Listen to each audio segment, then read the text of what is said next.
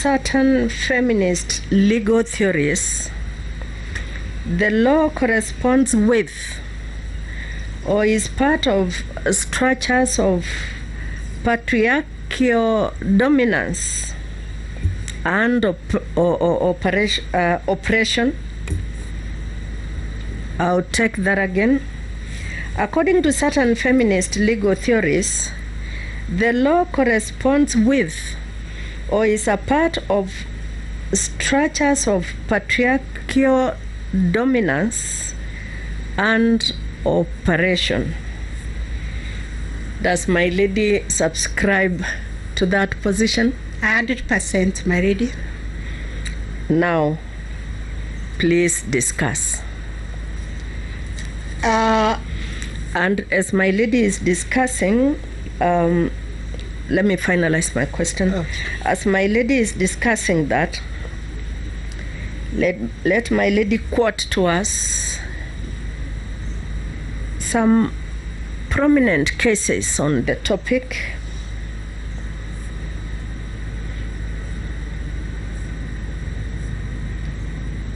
And the last part of that question will come after we have heard the first part of the answer, my lady. Okay. Thank you very much. The statement is correct that the legal structure is dominated by patriarchy. This is because our society is patriarchal. Laws are made in parliament, and the dominant majority in parliament is male. So it is informed by their background, by their statement, by their socialization, the way they are socialized. They are socialized to look at women as second-rate or second-class citizen, people who are supposed to be at home, homemakers, people who bear children, but are not supposed to take part in leadership positions. That's where we came from.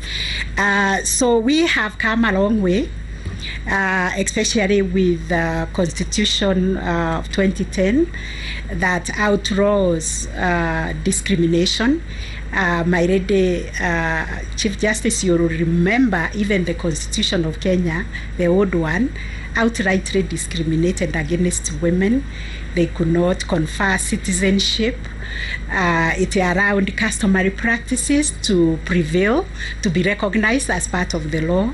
And we know customary practices were those which put down a woman, early child marriage, FGM were not outlawed.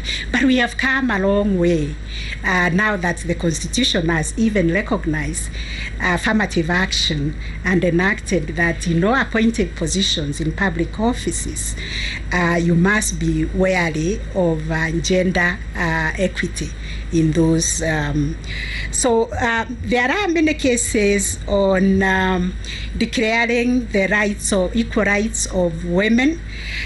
The one that comes on top of my mind was a case of a woman, Sala, I think she came from Namibia, and she went to a hotel unaccompanied by a man, and she was turned away.